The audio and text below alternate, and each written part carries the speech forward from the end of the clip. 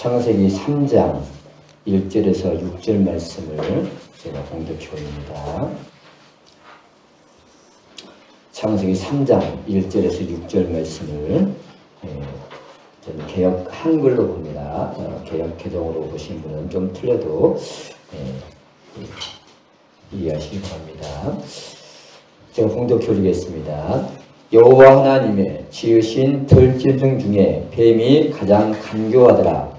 뱀이 여자에게 물어 그러되 하나님이 참으로 너희들어 동산 모든 나무의 실과를 먹지 말라 하시더냐. 여자가 뱀에게 말하되 동산 나무의 실과를 우리가 먹을 수 있으나 동산 중앙에 있는 나무의 실과는 하나님의 말씀에 너희는 먹지도 말고 만지지도 말라.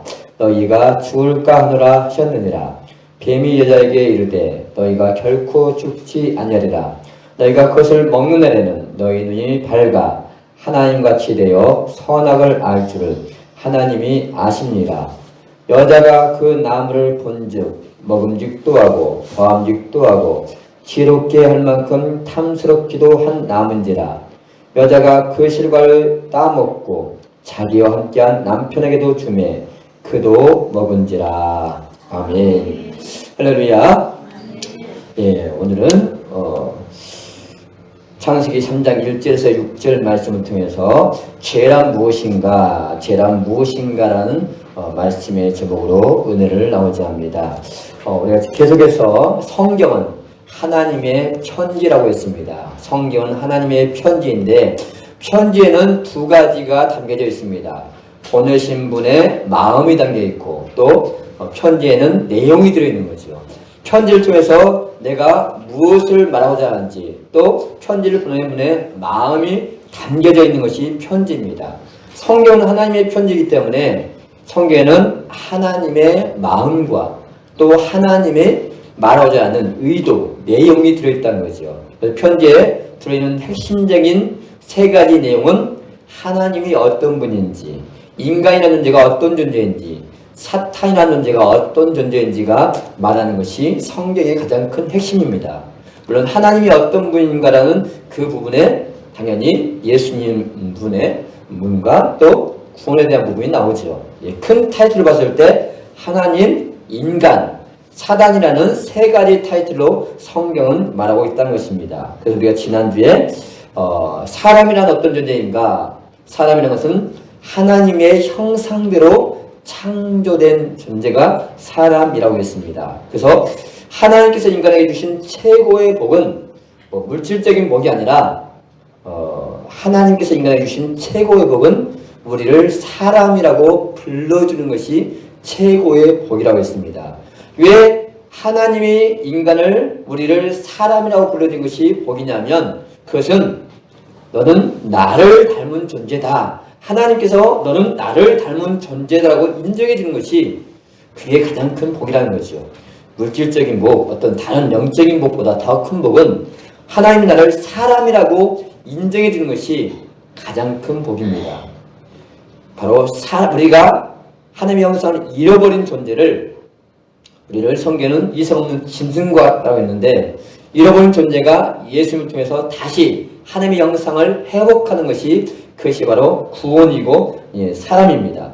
하나님의 형상대로 창조되었다는 것은 우리가 지난주에 배웠던 것들은 우리 인간은 하나님이 가졌던 지정의, 지식과 감정과 의지가 바로 하나님의 성품과 닮았다는 것입니다. 그런데 인간이 타락함으로 그것을 잃어버렸다는 거죠. 하나님의 성품이 아닌 사람의 성품이 아닌 짐승의 기질, 사탄의 성품이 타락하니까 나오게 됐다는 것입니다. 그래서 오늘은 바로 우리 안에 하나님의 성품을 잃어버리게 했던 존재가 사탄인데 사탄이라는 존재가 어떤 존재인지는 다음 주에 다룰 것이고 오늘은 그러면 죄라는 것이 무엇인지를 우리가 다루고자 하는 것입니다. 자, 오늘 본문은 창세기 3장 1절에서 6절은 죄가 인간의 마음에 어떻게 들어오게 되었는지를 설명합니다. 죄가 인간의 마음에 어떻게 들어왔습니까? 그것은 본문의 내용은 뱀이 하와에게 접근하여서 선악과를 따먹도록 유혹을 했습니다. 그리고 하와는 뱀의 유혹에 넘어가 선악과를 따먹었다는 내용이 본문의 내용이고 그 죄로 인하여 인간이 심판을 받는다는 내용이 창세기 3장의 내용입니다. 자, 죄의 기원, 죄는 어디서 시작되느냐? 어떤 사람은 죄는 아담과 하와를 통해서 시작되었다라고 말하는 사람이 있습니다. 그러나 정확한 답이 아닙니다. 죄는 어디서 왔냐면 사탄에게서 왔어요. 사탄이 누구에게? 하와의 마음속에 죄를 짓도록 유혹을 했죠. 그래서 죄를 지은 것입니다. 그래서 죄의 시작은 사탄으로 시작되는 것입니다. 자, 먼저 제가 질문해 봅니다. 우리가 죄란 무엇인가? 라는 부분을 다루고자 하는데요. 자, 죄란 무엇인가? 라고 우리가 질문을 했을 때 불신자들이 답하는 대답이 있죠. 불신자들은 죄가 무엇입니까? 라고 물어보면 보통 어떤 죄를 지겠느냐? 도덕적인 죄, 윤리적인 죄, 법을 어겼다든지 도둑질했다든지 싸웠다든지 사람을 죽였다든지 부모님 말씀에 불순종했다든지 이런 걸 바로 죄라고 얘기합니다. 그렇죠? 세상 사람들이 그걸 죄라고 합니다. 그렇다면 교회에 들어와 있는 교인들은 죄를 뭐라고 대답할까요? 여러분, 죄가 무엇인지 물어보면 뭐라고 대답을 하겠습니까? 뭐라고 대답하겠어요? 각자 나름대로 대답하더라고요. 아, 죄는 불순종이 죄고요. 하나님 믿지 않는 게 죄예요. 또 죄는 원죄가 있고 자범죄가 있어요. 교리적으로 좀 배운 사람들은 죄는 원죄가 있고 자범죄가 있다. 이렇게 대답을 하죠. 네, 그건 맞는 말인데 정확한 죄의 본질을 말하는 게 아니라는 거죠. 오늘 본문은 죄의 본질적인 내용을 얘기를 하고 있는 것입니다. 여러분, 죄를 분류한다면요, 바로 도덕적인 차원의, 윤리적인 차원의 죄가 있고요, 영적인 차원의 죄가 있단 말이에요. 즉, 인간과 인간관계 사이에서 일어나는 도덕적인, 윤리적인 차원의 죄가 있어요. 세상 사람들은 그걸 죄라고 합니다. 바로 내가 인간관계 속에서 상대방에게 피해를 줬어. 뭔가 손을 끼쳤어? 그러면 그걸 죄라고 한단 말이에요. 물론 그것도 죄입니다. 그러나 성경이 말하고자 하는 죄의 본질은 인간과 인간 사이에 일어나는 그것을 말하고자 하는 게 본질이 아니라는 거죠. 성경이 말하는 죄라는 것은 하나님과 인간 사이에, 바로 하나님과 나 사이 관계 속에서 일어나는 영적인 차원의 죄를 말하는 거예요. 그러니까 죄라는 것은 인간과 인간 사이에 일어나는 걸 말하고자 하는 게 본질이 아닌 거죠. 분명히 그건 죄예요. 그러나 그 죄의 본질이 아니라는 거죠. 하나님과 나 사이에 일어난 관계 속에 일어난 것을 죄라고 표현한 것입니다. 이것이 죄의 뿌리요 본질입니다. 하나님과 인간 사이의 관계를 파괴시키는 것이 그것이 죄입니다. 자, 죄에 대한 본질적인 개념이 뭐냐? 오늘 본문의 죄에 대한 본질적인 개념은 5절에 얘기하고 있습니다. 5절. 자, 5절 한번 읽어보겠습니다. 다시 읽어볼게요. 너희가 그것을 먹는 날에는 너희 눈이 밝아 하나님같이 되어 선악을 알 줄을 하나님이 아십니다. 아멘. 자, 본문에는요, 조건이 있고 결과가 있어요. 조건이 있고 결과가 있단 말이에요. 너희가 그것을 먹는 날에는, 이것은 조건이에요. 그것을 먹는 날에는, 다르게 말하면 그것을 먹으면, 선악과를 먹으면, 그러면 결과가 따라온단 말이에요. 어떤 결과가 따라와요? 두 가지 결과가 따라온단 말이에요. 눈이 밝아져. 그리고 또 뭐가 돼요? 하나님같이 된다는 것이 선악과를 먹으면 나타나는 결과라는 것입니다. 자, 왜 하와가 선악과를 따먹었느냐? 선악과를 따먹은 목적은 한 가지입니다. 자기가 하나님같이 되어서 선과 악을 판단하겠다는 거예요. 정하겠다는 것이죠. 이것이 선이고 이것이 악이다. 세상 사람들이 이것은 선이고 이것은 악이다라고 정하는 것 자체가 뭐냐? 그것이 바로 자기가 하나님이 되었다는 것입니다. 그러니까 죄의 본질이라는 것은 자기가 하나님이 되겠다라는 생각이 바로 죄라는 거죠. 그 사상의 결과가 뭐가 왔습니까? 그 사상의 결과로 불순종이라는 열매가 따라온 거예요.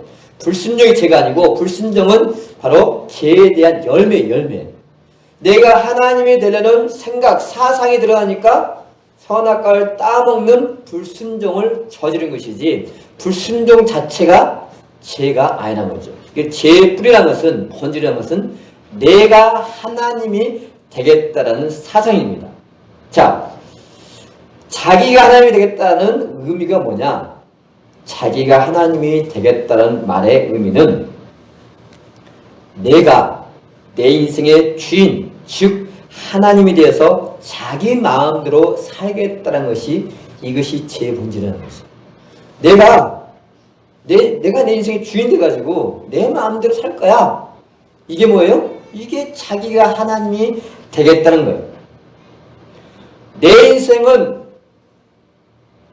내 것인데 왜 자꾸 간섭하느냐?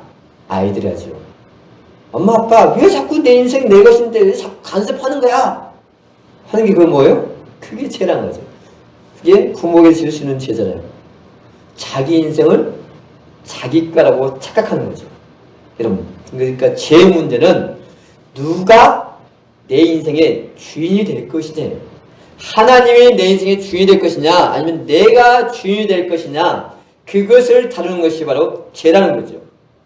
여러분, 자기가 주인이 된 사람을 두 글자로 자신이라고 하는 것입니다. 자기가 하나님이 된 사람은 뭐라고요? 자신. 스스로자 바로 신신자란 말이에요. 몸이 신자로 있어요. 근데 자신이라는 단어가 두 글자 나와요. 자신이라는 것은 내가 뭐다? 하나님이다. 내가 신이라는 뜻이에요. 즉, 뭘 믿는다는 얘기는 자신이라는 것은 자기를 믿는다는 뜻이에요. 자기를. 누구를 믿어요? 세상에 하나님 믿으니 내 주목을 믿는다는 얘기가 누굴 믿는다는 거예요? 자기를 믿는다는 얘기예요. 즉, 자기가 신이라는 거예요. 근데 자기가 신이 된다는 것은 착각이에요. 착각.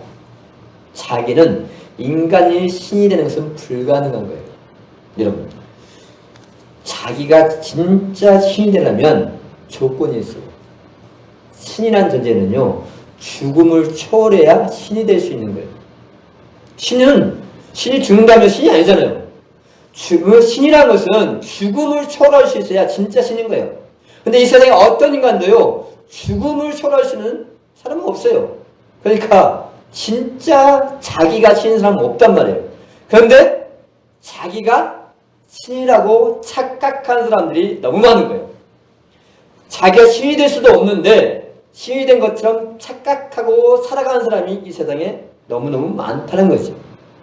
죄라는 것은 다르게 표현하면, 정리하면 자기가 하나님이 돼서 주인이 돼서 내 마음대로 살겠다는 것이 그게 죄라는 거죠. 그것은 교회 밖에 있느냐 교회 안에 있느냐고 전혀 상관없어요. 교회 안에 있어도 내 마음대로 살겠다 하면 그 사람은 자기가 신인 거예요. 근데 교회 안에 신이 너무 많아요. 신이 너무 많아.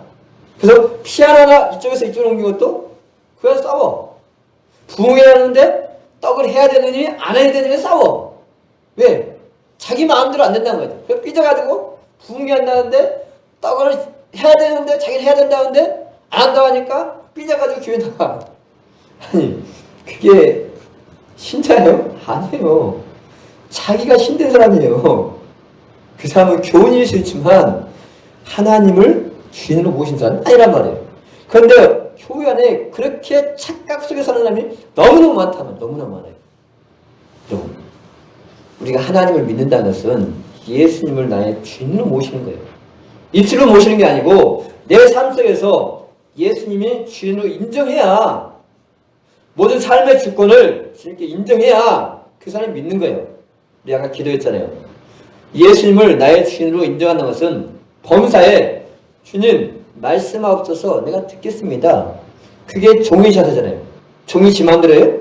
주인이 명령한 것을 듣고 순종하는 것이 종의 자세예요. 우리가 예수님을 주인으로 인정한다면 주인이신 예수님이 나에게 말씀한 것을 듣고 순종해야 돼요. 근데 지 마음대로 놓고 입술로는 주님이라고 한다면, 교회 안에 그런 사람이 너무 많으니까 주님은 말씀하신 거예요. 나더러 주여 주여 한 자가 천국 가는 게 아니라 다만 아버지 뜻대로 행하는 자가 간다라고 했어요. 그래서 청함을 받은 사람은 많지만 진짜 천국에 갈 택함 받은 사람은 별로 없는 거예요. 여러분, 정말 여러분의 주인이 누구입니까? 내가 주인인가요? 예수님이, 하나님이 주인인가요? 자, 두 번째 죄에 대한 개념은, 원어적 개념은 원어에 보니까 히브리어는 죄를 하타, 그리고 헬라는 하마르티아라고 했어요. 하타, 하마르티아인데 뜻이 뭐냐면 배경이 이런 거예요. 그 하타, 하마르티아의 내용을 설명하는 그 그림이 뭐냐면 관역을 써놓고 관역을 써놓고 활을 쌉니다. 활. 이 죄를 설명하는데 그 그림이 그래요. 관역을 써놓고 활을 싸는데 활이 관역에 딱 맞아야 되거든요. 근데 관역을 빗나가거나 미치지 못했어. 그것을 죄라고 표현하는 거죠. 즉 목표물에 미치지 못하거나 빗나가는 것이 그것이 죄라고 표현하겠어요. 어떤 게? 화살이 목표를 빗나가거나 미치지 못하는 게 죄란 말이에요. 화살은 두 가지 의미가 있어요. 화살이라는 것은 첫 번째는 이것은 메시지. 즉 강단에서 말씀을 전하는 목회자가, 설교자가 그 말씀이 하나님의 의도와 빗나가는 그거는 죄를 짓는 거예요. 강단에서 말씀 전한다고 해서 다 하나님의 말씀이 아니고 하나님의 의도에서 빗나가는 말을 하면 그거는 하나님께 뭐예요? 죄를 짓는 거라고. 두 번째는 뭐냐? 이 화살이라는 것은 삶이에요. 삶. 내 삶이 나를 창조하신 하나님의 목적에, 창조의 목적에 빗나가게 살아가는 것을 그를 죄라고 표현하면 죄. 하나님께서 우리 인간을 창조하신 목적이 있어요. 그런데 지난번 인간이라는 존재를 얘기했죠. 이사야 43장 7절에 보니까 내 영광을 위하여 창조한 자를 데려오라. 이 백성은 내가 나를 위하여 하더니 나의 찬송을 부르게 하려 합니다. 43장 21절. 이사야 43장 7절 말씀은 내 영광을 위하여 나를 찬송을 부르게 하려고 하나님께서 인간을 만들었다는 거죠. 자, 창조의 목적대로 살아가는 것이 인간이 사람답게 살아가는 거예요. 자, 창조의 목적은 하나님을 만드신 사람으로 살아가는 것입니다. 그럼 사람답게 사는 것이 뭐냐? 자, 전도서 12장 13절. 사람답게 사는 것이 무엇이냐? 전도서 12장 13절 읽어볼게요. 같이 읽어보겠습니다. 같이 읽습니다. 이래 결국을 다 들었으니 하나님을 경외하고 그의 명령들을 지킬지어다. 이것이 모든 사람의 본분이라. 아멘. 자, 사람답게 살아간다는 것은 다른 게 아니고 하나님을 경외하고 그분의 명령을 지키며 살아가는 것이, 이것이 사람답게 살아가는 것입니다. 자, 이것을 구체적으로 설명하면 이거예요. 하나님을 경외하고 그의 명령을 지키며 살아가는 것은 하나님을 예배하고 그의 명령이 뭡니까? 십계명이에요. 십계명. 하나님에게 주신 그 계명을 지키며 살아가는 것이 사람답게 살아가는 거예요. 조금 어렵습니까? 쉽게 설명하면 이런 거예요. 예를 들어서 나를 낳아주시고 길러주신 부모님을 공경하며 부모님 말씀에 순종하며 살아가는 것이, 그게 누구의 도리예요? 자식의 도리잖아요. 자식의 도리. 그렇죠? 나를 낳아주시고 길러주신 부모님의 말씀에 그 부모님을 공경하고 그 부모님 말씀에 순종하며 사는 것이 그게 자식의 도리예요. 마찬가지로 나를 이 세상에 존재하게 하시고 나를 지금 이 자리까지 있게 하신 그 하나님을 공경하고 그분의 명령에 순종하며 사는 것이, 그것이 사람답게 사는 것이라는 거죠. 그러니까 인간이라고 하면서 나를 만드신 하나님을 공경하지 않으면, 하나님을 예배하지 않으면 하나님은 그 사람을 사람으로 보는 게 아니라 짐승으로 보는 거예요. 사람은 겉모습을 봤다 해서 사람이 아니에요. 착각한다 했잖아요. 가짜 사람이 나를 사람이라고 봐주니까 내가 사람이라고 착각하는 거예요. 하나님이 나를 사람이라고 봐줘야 진짜 사람인 거예요. 가짜 사람은 뭘 봐요? 가짜 사람은 우리의 예모, 포장지를 본단 말이에요.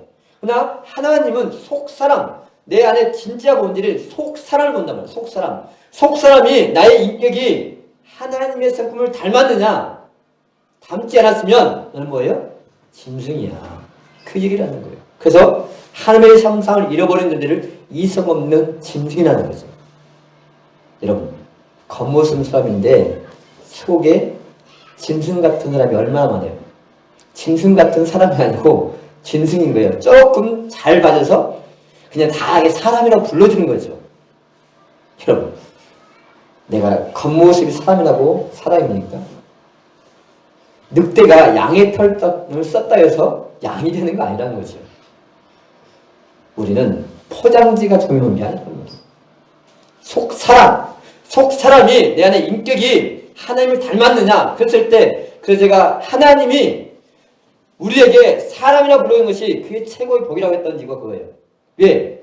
하나님이 나를 사람으로 봐준다는 것은, 인정한다는 것은 너는 나를 닮은 존재야. 하나님을 닮은 존재라는 얘기는 결국 그 영혼은 어디 간다는 얘기예요? 천국 간다는 얘기죠. 여러분, 그런데 내가 주인이 아닌데 주인 행세하는 게 그게 죄란 말이에요. 죄를 창세기 버전으로 한다면 자기가 하나님이 되는 거예요. 죄를 사사기 버전으로 얘기하면 사사기 21장 25절에 읽어볼게요.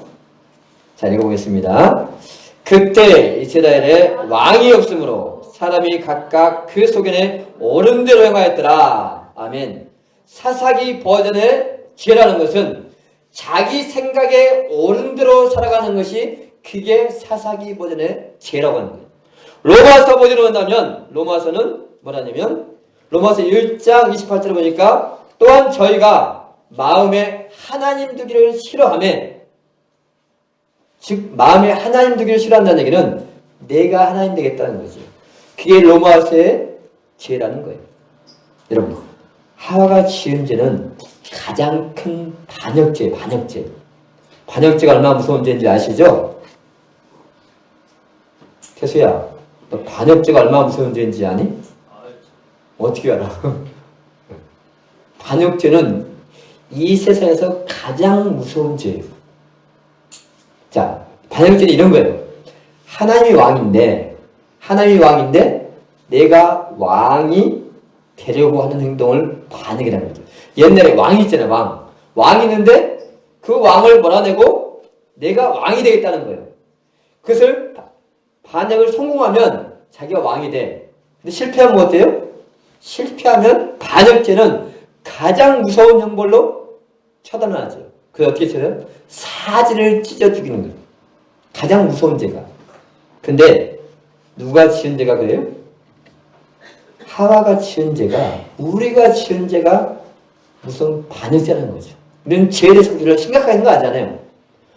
하나님이 왕인데 내가 왕이 되어서 내 마음대로 살라는 것은 하나님 볼 때 가장 무서운 반역죄. 근데 죄에 대해서 별로 심각하게 생각하지 않아. 그 죄가 얼마나 심하면 하나님께서 자기 아들을 십자가에 죽여야만 이 죄가 용서받을 수 있을 만큼 심각한 죄인데 별로 심각하게 생각하지 않아. 여러분, 그 반역 죄의 값이 사망이고 지옥 심판인 거예요. 여러분, 근데 죄에 대해서 무지하면 찾아오는 오류가 있어요. 죄가 무엇인지 정확하게 모르면 찾아오는 오류가 뭐냐면 잘못된 회개를 하게 됩니다. 잘못된 회개. 성경은 예수를 믿으려면 먼저 조건이 있어요. 자, 마가복음 1장 15절 말씀 읽어볼게요. 자, 앞에 있습니다. 마가복음 1장 15절 말씀. 가라사대 때가 찼고 하나님의 나라가 가까웠으니 회개하고 복음을 믿으라 하시더라. 아멘. 복음을 믿으려면 반드시 먼저 조건이 뭐냐면 회개를 해요. 회개. 그렇죠? 회개를 하고 복음을 믿어야 돼요. 근데 어떤 죄를 회개하느냐, 어떤 죄를 회개하느냐는 거죠. 저는 뭐 성령 받아서 회개했다고 하는데 정말 코미디 같이 하는 사람들 너무 많이 봤어요. 성령 받아서 회개했다는데 어떤 죄를 해요? 자, 성령 받아서 회개하는데 어떤 죄예요? 내가 그동안 부모님께 불순종하고 도둑질하고 싸우고 누군가를 미워하고 하나님 내가 누구를 미워했어요? 엄마를 미워했어요? 친구와 싸웠어요? 도둑질했어요? 하나님 용서해 주세요 라고 성령 받았다고 회개하는 하나님께 회개하는 그런 코미디 같은 사람 너무 많다는 거예요. 여러분 성령 받아서 회개하면 사람에게 지은 죄를 하나님께 회개할까요? 이게 코미디예요. 세상 사람들 이건 이해가 안 되는 일이죠. 쉽게 생각해 보세요. 내가 누군가에게 죄를 졌어. 회개를 누구한테 해야 돼요? 회개 누구한테 해야 돼요? 하나님께 해야 돼요? 이게 코미디예요. 코미디. 내가 사람에게 죄를 지었으면 그 사람한테 회개를 해야 되는 거예요. 그런데 사람에게 죄를 지었고 누구한테 회개해요? 하나님께 회개하고 있어. 이런 코미디가 있어. 말도 안 되는 얘기잖아요. 우리가 하나님께 회개할 때는 하나님께 지은 죄를 회개하는 거지 사람에게 지은 죄를 하나님께 회개하는 게 아니란 말이에요. 회개하고 복음이라는 것은 네가 하나님께 지은 죄를 회개하는 거죠. 사람에게 지은 죄를 왜 하나님께 회개하냐는 거죠. 사람에게 지은 죄는 내가 부모님께 잘못했으면 부모님께 회개하는 거예요. 그래야 그 사람이 제대로 믿음을 가지는 거죠. 그런데 성령 받았다는 사람이 말도 안 되는 회개를 하고 있는 거예요. 그러니까 어떻게 해요? 구원받아 착각하는 거죠. 내가 누군가에게 상처와 피해를 줬으면 그 사람에게 회개하는 게 그게 맞는 거예요. 그게 세상의 순리고 하나님의 순리란 말이에요.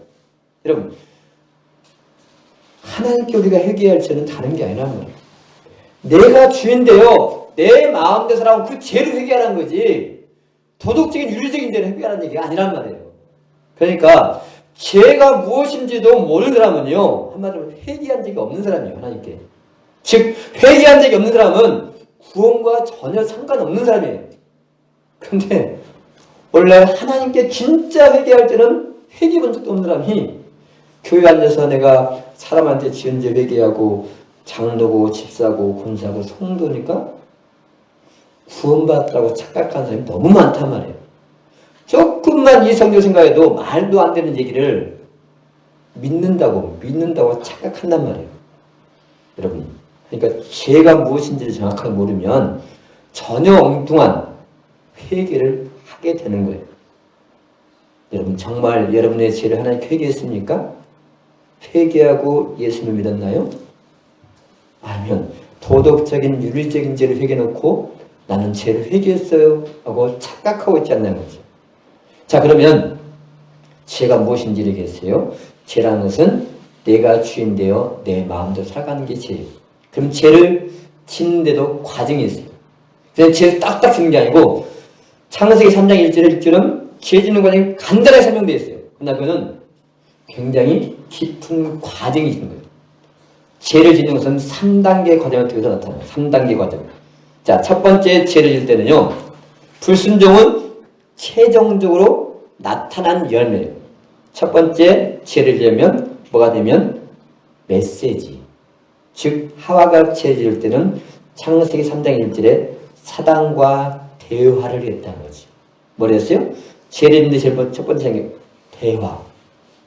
즉 사탄이 뭘 죽이냐면 지성을 죽여요. 지성. 3장 1절에 이렇게 합니다. 여호와 하나님이 지으신 들짐승 중에 뱀이 가장 간교하더라. 뱀이 여자에게 물어 가로되 하나님이 참으로 너희들어 동산 모든 나무의 실과를 먹지 말라 하시더냐. 자, 사탄은 하와에게 거짓 메시지를 전함으로 유혹을 했다는 거죠. 여러분 말이라는 것은 그 사람의 사상이에요. 사상. 그 사람이 말하는 것을 보면 그 사람이 어떤 마음, 어떤 사상을 가지고 있느냐가 딱 아는 거예요. 매사에 불평한다? 그 사람 속에는요 부정적인 영이 딱 잡고 있는 거예요. 말을 들으면 안다고.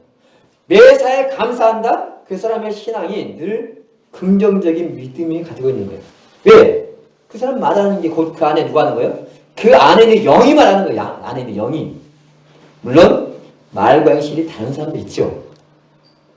그러나 말하는 것은 내가 내 안에 가지고 있는 생각을 입으로 하는 거예요. 그래서 사람이 누군가에게 무엇을 듣거나 보게 되면 누군가에게 뭔가를 들었단 말이에요. 보았단 말이에요. 그러면 그것이 어디에 저장돼요? 내 속에 저장이 된다고. 저장돼요. 들은 게 어디에 돼요? 내 속에 저장돼요. 지식이. 그래서 지정의. 하나님께서도 지정의로 역사하지 사탄도 지정의로 역사하는 거예요. 똑같아요. 반대로 역사하는 거죠. 자, 누군가가 말했어. 그러면 그것이 내 속에 저장이 돼요. 지식으로. 물론 어떻게 했을 때? 그걸 수용했을 때. 그래서 믿음도 어디서 출발해요? 믿음도 들으면서 시작해요. 들으면서. 자, 즉 어떤 메시지를 들었느냐가 그 사람을 만드는 거예요. 이슬람의 사상을 들어보세요. 계속 이슬람의 사상을 들으면 이 사람은 누가 돼요? 이슬람교 신자가 되는 거예요. 불교 사상을 계속 들어보세요. 그럼 이 사람은 불교 신자가 될 가능성이 많죠. 교회에서 다원주의 사상, 불법적 사상을 계속, 세상 복에 대한 사상을 계속 들어보면 신앙이 기복신앙하는 거예요. 기복신앙과 반대가 하면 저거 이상한 것 같네. 이단인 것 같네. 자기가 이단인데 스스로 자기가 볼 때는 이단이죠. 왜? 예수님도 그 당시 서기관 바리새인들은 이단을 했으니까. 하나님이 평가라는 거예요. 여러분, 그래서 우리가 어떤 메시지를 듣느냐가 중요한 거예요. 왜? 그 메시지를 들으면 그 사람이 그 사상이 되어버리기 때문에 굉장히 중요하단 말이에요. 그래서 예수님은 사람의 미혹을 조심하라고 했어요.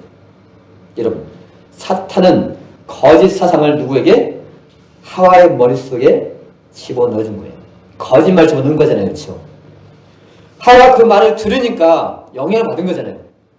자, 먼저 그러니까 지혜를 잃으려면 먼저 뭐가 돼요? 먼저 내 머릿속에 보고 듣는 것이 첫 번째 영향을 받아요. 지성에. 자, 두 번째는 뭐입니까? 들었으면 그게 끝나는 게 아니고 욕심이 생겨요. 욕심. 하와가 누구의 사탄 말 들었잖아요. 그래서 무슨 생각이 들어요? 5절에 어떤 욕심이 생겼어요? 너희가 그것을 먹는 날에는 눈이 밝아 하나님처럼 될 거야. 하나님 선악을 하나님처럼 선악을 알게 될 거야. 지식이 들어가니까 그 다음에 뭐가 움직여요? 마음이 움직여요. 마음. 그래서 거짓말을 들은 결과 하와의 마음에 뭐가 들어왔어요? 욕심이 들어요. 욕심. 마음에. 자, 5절이 욕심이 들어온 과정이고 6절은 그에 따른 결과잖아요. 자, 인간이 하나님처럼 되려는 것이 그게 욕심. 5절에 욕심이라는 단어는 없어요. 그렇죠? 그런데 하나님같이 되려는 마음이 욕심. 욕심이 무엇인가? 오늘 저녁에 욕심에 대한 좀 더 깊은 얘기를 할 건데요. 그냥 한글 단어예요. 한글의 단어는 어떠한 것을 정도에 지나치게 탐내거나 누리고자 하는 마음이 욕심이라고 했습니다. 즉 분수에 지나친 게 욕심이에요. 인간이 하나님 되려는 게 그 욕심이라는 거죠. 그래서 욕심에는 두 가지 의미가 담겨져 있는 거예요. 욕심에는 첫 번째 욕심이라고 했다는 것은요. 불신이 들어간 거예요. 불신. 즉 사탄이 말한 것이 내 마음에 들어오려면 먼저 해야 할 일이 하나님의 말씀을 불신해야 돼요.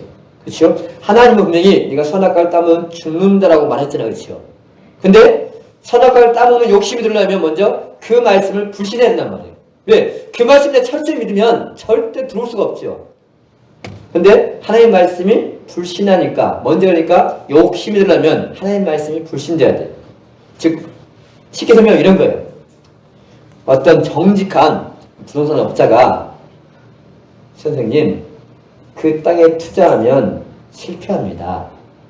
정직하게 대답했어. 근데 사기꾼인 부동산 업자가 뭐라 했냐면 저 땅에 투자하면 대박 납니다. 대박 나. 투자해보세요. 대박 납니다. 근데 이 사람이 그 사기꾼 부동산 업자의 말 듣고 그 땅을 투자했다는 얘기는 뭡니까? 정직한 업자의 말을 어떻게 했다는 거예요? 불신했다는 조건이 되는 거죠. 자, 그러니까 욕심이 들어갔다는 얘기는 하나님 말씀에 불신했다는 얘기고, 또 다른 말은 욕심이 들어갔다는 것은 곧 마음에 사단이 들어갔다는 얘기예요. 자, 욕심은 어디서 나오느냐? 사탄에게서 오는 거예요. 요한복음 8장 44절 말씀 봐볼게요. 요한복음 8장 44절 말씀.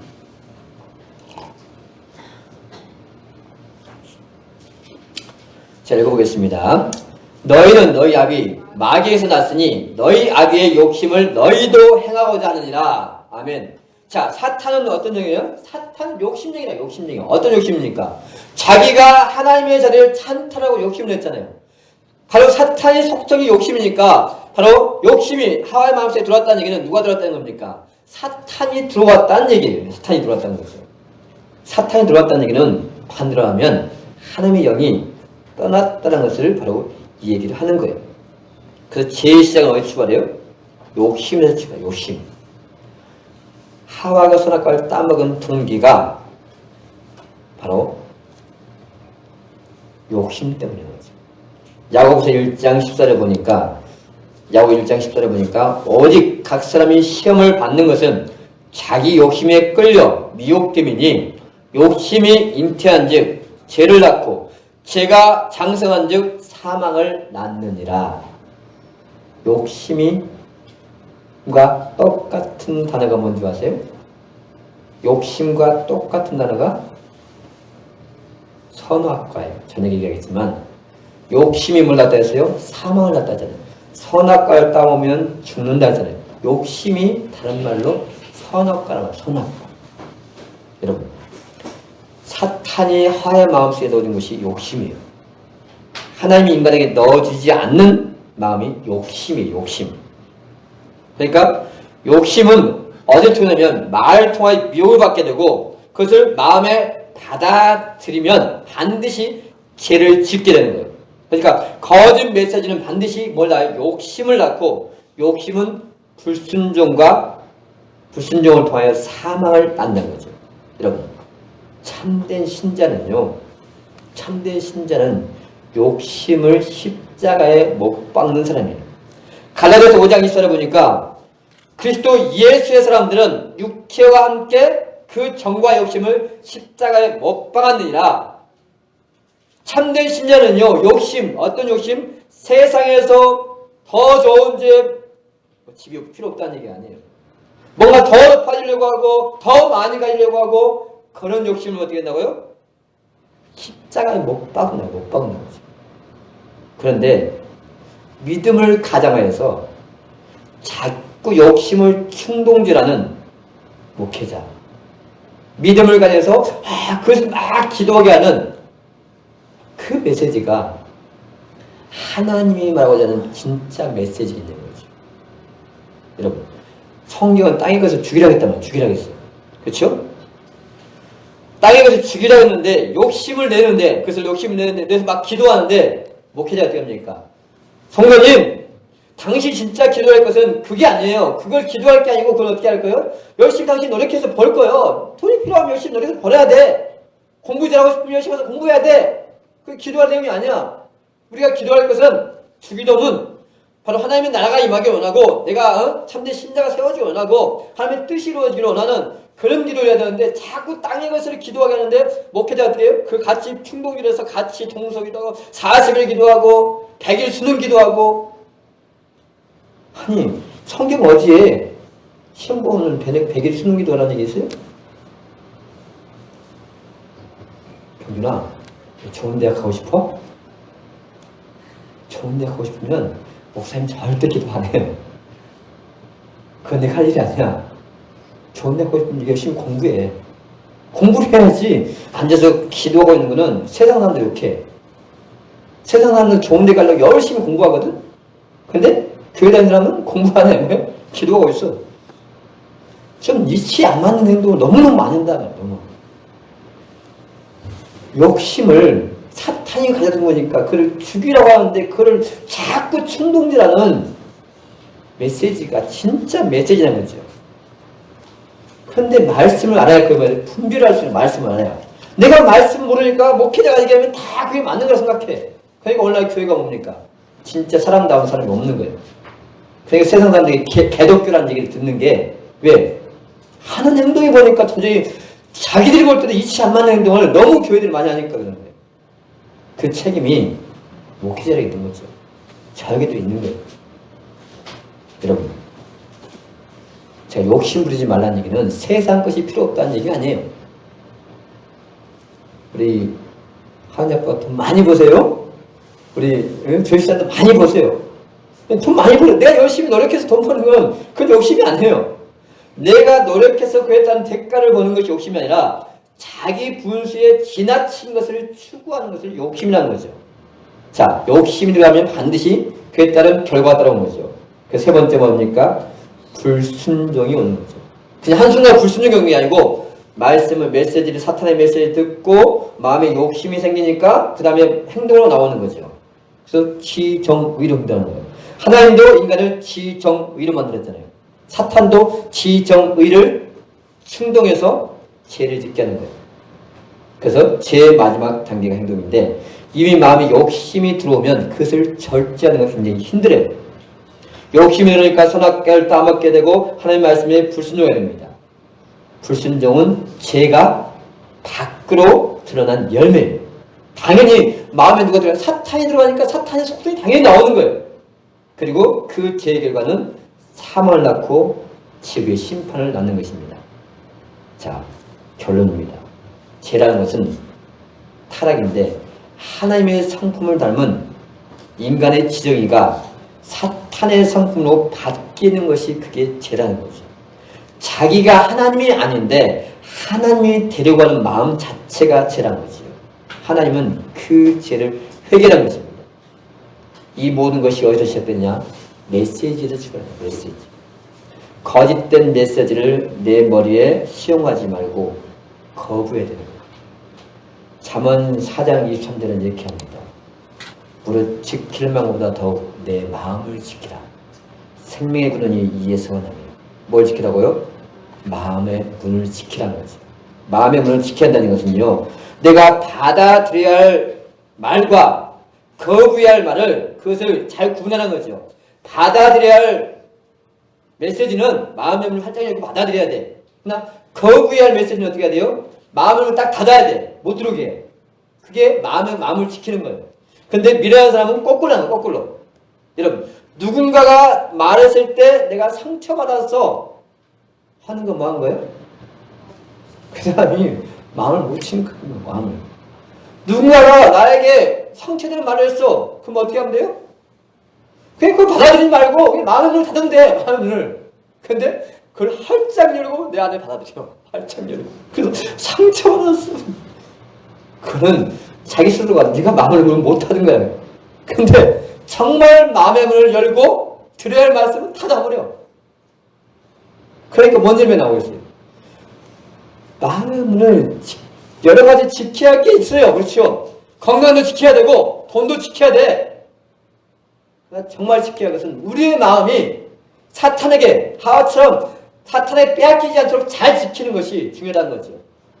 그래서 하나님은 아담과에게 지키라고 하는 거예요. 에덴 동산을 지키라는 것이 더듬이 들어오는 게 아니고 내 심령에 사탄이 들어오지 못하도록 지켜야 하는 건데 하와는 못 지켰다고 못 지켰어. 하나님의 말씀을 마음을 열어야 되는데 그 문을 닫아버리고 거꾸로 사탄의 말을 마음을 열고 열어보니까 결국은 사탄의 사람이 되어버린 거죠. 자, 반주해 주세요.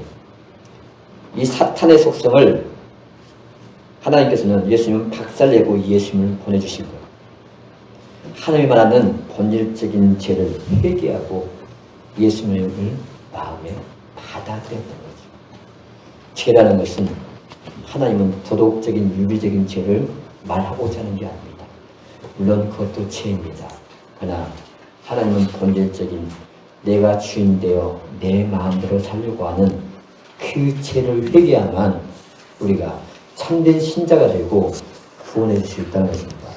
과연 여러분은 지금까지 어떻게 살았습니까? 무슨 죄를 지키고 살았습니까? 여러분, 하나님이 죽이라는 욕심을 여전히 오늘도 끊임없이 부리고 있지는 않습니까? 정말 우리가 그것은 욕심이 아니라 바울처럼 거룩한 열정입니다. 하나님 아버지, 내가 바로 하나님의 사람, 하나님 기뻐하시는 믿음의 사람 되게 도와주시옵소서. 죄를 회개하고